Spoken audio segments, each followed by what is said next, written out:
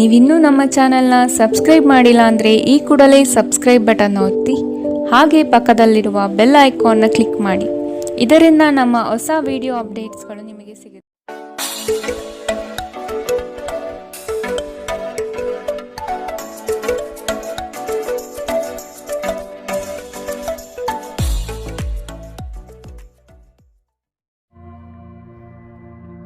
ಮೊದಲನೇದಾಗಿ ಶಿಕ್ಷಣದ ವಿಚಾರವನ್ನು ನೋಡುವಂಥದ್ದಾದರೆ ವಿದ್ಯಾರ್ಥಿಗಳಿಗೆ ಈ ತಿಂಗಳು ಸಾಮಾನ್ಯ ಫಲ ಅಂತ ಹೇಳ್ಬೋದು.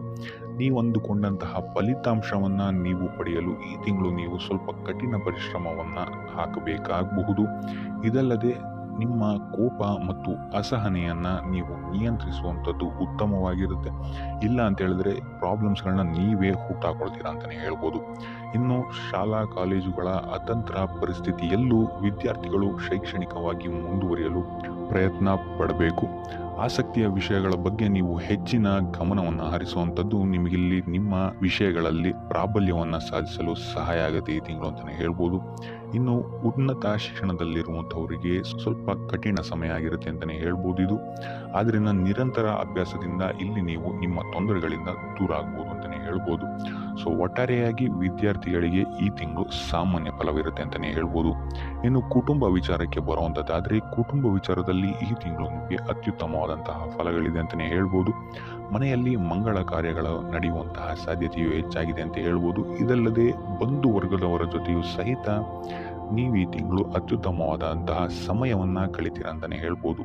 ಸೊ ಅವರ ಸಲಹೆ ಮತ್ತು ಸಹಕಾರಗಳು ನಿಮಗಿಲ್ಲಿ ಚೆನ್ನಾಗಿ ಸಿಗುತ್ತೆ ಈ ತಿಂಗಳು ಅಂತಲೇ ಹೇಳ್ಬೋದು. ಇನ್ನು ನೀವೇನಾದರೂ ಮದುವೆ ಅಥವಾ ದೀರ್ಘಾವಧಿ ಸಂಬಂಧವನ್ನೇನಾದರೂ ಎದುರು ನೋಡ್ತಾ ಇದ್ದೀರಾ ಅಂತ ಹೇಳಿದ್ರು ಸಹಿತ ಈ ತಿಂಗಳು ನಿಮಗೆ ಉತ್ತಮವಾದಂತಹ ಪ್ರತಿಫಲ ಸಿಗುತ್ತೆ ಅಂತಲೇ ಹೇಳ್ಬೋದು. ನಿಮ್ಮ ಸಂಗಾತಿಯಿಂದ ಈ ತಿಂಗಳು ನಿಮಗೆ ಪ್ರೀತಿ ಮತ್ತು ವಾತ್ಸಲ್ಯ ಹೆಚ್ಚಾಗಿ ಸಿಗುತ್ತೆ ಅಂತಲೇ ಹೇಳ್ಬೋದು.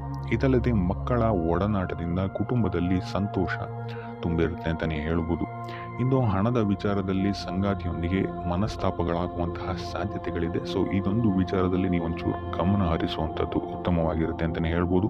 ಇನ್ನು ನಿಮ್ಮ ಕಾಳಜಿಯ ಬಗ್ಗೆ ನಿಮ್ಮ ಪೋಷಕರಿಗೆ ಸಂತೋಷ ಇರುತ್ತೆ ಅಂತಲೇ ಹೇಳ್ಬೋದು. ಸೊ ಒಟ್ಟಾರೆಯಾಗಿ ಕುಟುಂಬ ವಿಚಾರದಲ್ಲಿ ನಿಮಗೆ ಈ ತಿಂಗಳು ಅತ್ಯುತ್ತಮವಾದಂತಹ ಫಲಗಳಿದೆ ಅಂತಲೇ ಹೇಳ್ಬೋದು. ಇನ್ನು ಆರೋಗ್ಯ ವಿಚಾರಕ್ಕೆ ಬರುವಂಥದ್ದಾದರೆ ಆರೋಗ್ಯ ವಿಚಾರದಲ್ಲಿ ಸ್ವಲ್ಪ ಎಚ್ಚರಿಕೆಯನ್ನು ನೀವು ವಹಿಸಬೇಕಾಗುತ್ತೆ. ಮಧುಮೇಹ ಅಥವಾ ರಕ್ತದೊತ್ತಡದಂತಹ ಸಮಸ್ಯೆಗಳು ನಿಮಗೆ ಈ ತಿಂಗಳು ಸ್ವಲ್ಪ ಬಾಧಿಸಬಹುದು. ಆದ್ದರಿಂದ ಎಣ್ಣೆ ತಿಂಡಿಗಳಿಂದ ದೂರ ಇಡುವಂಥದ್ದು ಉತ್ತಮವಾಗಿರುತ್ತೆ. ಇದಲ್ಲದೆ ಮದ್ಯಪಾನ ಮತ್ತು ಧೂಮಪಾನ ಮಾಡುವವರಿಗೆ ಈ ತಿಂಗಳು ಆರೋಗ್ಯದಲ್ಲಿ ಸಮಸ್ಯೆಗಳು ಸ್ವಲ್ಪ ಎದುರಾಗ್ಬೋದು ಅಂತಲೇ ಹೇಳ್ಬೋದು. ಸೊ ಆದ್ದರಿಂದ ಯಾವುದೇ ರೀತಿಯಾದಂತಹ ಸೋಮಾರಿತನ ಬೇಡ. ಯಾವುದೇ ರೀತಿಯಾದಂತಹ ಆರೋಗ್ಯ ಸಮಸ್ಯೆಗಳನ್ನು ಈ ತಿಂಗಳು ನಿರ್ಲಕ್ಷಿಸಕ್ಕೆ ಹೋಗಬೇಡಿ. ಇಲ್ಲ ಅಂತ ಹೇಳಿದ್ರೆ ಇದು ದೊಡ್ಡ ಸಮಸ್ಯೆಯಾಗಿ ಪರಿವರ್ತನೆ ಆಗಬಹುದು. ಸೊ ಆದ್ದರಿಂದ ಆರೋಗ್ಯ ವಿಚಾರದಲ್ಲಿ ಅತ್ಯಂತ ಹೆಚ್ಚು ಗಮನವನ್ನು ನೀವು ವಹಿಸುವಂಥದ್ದು ಉತ್ತಮವಾಗಿರುತ್ತೆ. ಆದಷ್ಟು ಯೋಗ ಮತ್ತು ಧ್ಯಾನವನ್ನು ಮಾಡುವಂಥದ್ದು ನಿಮಗಿಲ್ಲಿ ಸಹಕಾರಿಯಾಗಿರುತ್ತೆ ಅಂತಲೇ ಹೇಳ್ಬೋದು. ಇನ್ನು ವೃತ್ತಿ ಜೀವನದ ವಿಚಾರಕ್ಕೆ ಬರುವಂಥದ್ದಾದರೆ ವೃತ್ತಿ ಜೀವನದ ವಿಚಾರದಲ್ಲಿ ಈ ತಿಂಗಳು ನಿಮಗೆ ಮಿಶ್ರ ಫಲ ಅಂತಲೇ ಹೇಳ್ಬೋದು. ಈ ತಿಂಗಳು ನಿಮಗೆ ಸ್ವಲ್ಪ ಒತ್ತಡ ನಿಮ್ಮ ಕೆಲಸದ ವಿಚಾರದಲ್ಲಿ ಹೆಚ್ಚಾಗ್ಬೋದು. ಇದಲ್ಲದೆ ಹೆಚ್ಚುವರಿ ಕೆಲಸಗಳು ಸಹಿತ ನಿಮಗಿಲ್ಲಿ ಹೆಚ್ಚಾಗುತ್ತೆ ಅಂತಲೇ ಹೇಳ್ಬೋದು. ಸೊ ಇದಲ್ಲದೆ ಸ್ಥಾನ ಬದಲಾವಣೆಯಾಗುವಂತಹ ಸಾಧ್ಯತೆಯು ಸಹಿತ ಇಲ್ಲಿ ಸ್ವಲ್ಪ ಹೆಚ್ಚಾಗಿದೆ ಅಂತಲೇ ಹೇಳ್ಬೋದು. ಇನ್ನು ನಿಮ್ಮ ಕಾರ್ಯಕ್ಷೇತ್ರದಲ್ಲಿ ನಿಮ್ಮ ಸಹವರ್ತಿಗಳಿಂದ ಆದಷ್ಟು ಎಚ್ಚರಿಕೆಯಿಂದಿರಿ. ಯಾಕಂತ ಹೇಳಿದ್ರೆ ಮುಂದಗಡೆ ಚೆನ್ನಾಗಿ ಹೇಳ್ತಾರೆ, ಬಟ್ ಹಿಂದೆಗಡೆ ಹೋಗಿ ಕಿತಾಪತಿ ಮಾಡುವಂತಹ ಕೆಲಸಗಳು ಹೆಚ್ಚಾಗುತ್ತೆ ಅಂತಲೇ ಹೇಳ್ಬೋದು. ಸೊ ಆದ್ದರಿಂದ ಕಾರ್ಯಕ್ಷೇತ್ರದಲ್ಲಿ ಆದಷ್ಟು ವ್ಯರ್ಥವಾದ ವಿವಾದಗಳಿಂದ ದೂರ ಇರಿ. ನೀವಾಯಿತು ನಿಮ್ಮ ಕೆಲಸ ಆಯಿತು ಅಂತ ಇರುವಂಥದ್ದು ಉತ್ತಮವಾಗಿರುತ್ತೆ. ಇದಲ್ಲದೆ ಈ ತಿಂಗಳು ನಿಮಗೆ ನಿಮ್ಮ ಮೇಲಾಧಿಕಾರಿಗಳಿಂದ ಯಾವುದೇ ರೀತಿಯಾದಂತಹ ಬೆಂಬಲಗಳು ಸಿಗಲ್ಲ ಅಂತಲೇ ಹೇಳ್ಬೋದು. ಸೊ ಆದಷ್ಟು ತಾಳ್ಮೆಯಿಂದ ನಿಮ್ಮ ಕೆಲಸವನ್ನು ಮಾಡುವಂಥದ್ದು ಉತ್ತಮವಾಗಿರುತ್ತೆ.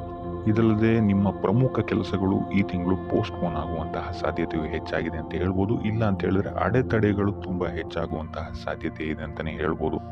ಸೊ ಆದ್ದರಿಂದ ಮೊದಲೆರಡು ವಾರಗಳು ನೀವು ಆದಷ್ಟು ಗಮನ ವಹಿಸುವಂಥದ್ದು ಉತ್ತಮವಾಗಿರುತ್ತೆ. ತದನಂತರದ ವಾರಗಳು ನಿಮಗಿಲ್ಲಿ ಸ್ವಲ್ಪ ಪಾಸಿಟಿವ್ ಆಗುತ್ತೆ ಪರಿಸ್ಥಿತಿಗಳು ಅಂತಲೇ ಹೇಳ್ಬೋದು.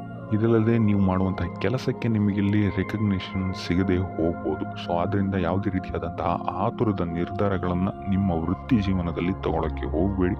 ಆದಷ್ಟು ತಾಳ್ಮೆಯಿಂದಿರಿ. ಮುಂಬರುವಂತಹ ದಿನಗಳಲ್ಲಿ ಇದು ನಿಮಗೆ ಸಹಕಾರಿಯಾಗಿರುತ್ತೆ ಅಂತ ಹೇಳ್ಬೋದು. ಸೊ ಒಟ್ಟಾರೆಯಾಗಿ ವೃತ್ತಿ ಜೀವನದಲ್ಲಿ ನಿಮಗೆ ಈ ತಿಂಗಳು ಮಿಶ್ರ ಫಲ ಅಂತಲೇ ಹೇಳ್ಬೋದು. ಇನ್ನು ಹಣಕಾಸಿನ ವಿಚಾರಕ್ಕೆ ಬರುವಂಥದ್ದಾದರೆ ಹಣಕಾಸಿನ ವಿಚಾರದಲ್ಲಿ ಈ ತಿಂಗಳು ನಿಮಗೆ ಅತ್ಯುತ್ತಮವಾದಂತಹ ಫಲಗಳಿದೆ ಅಂತಲೇ ಹೇಳ್ಬೋದು.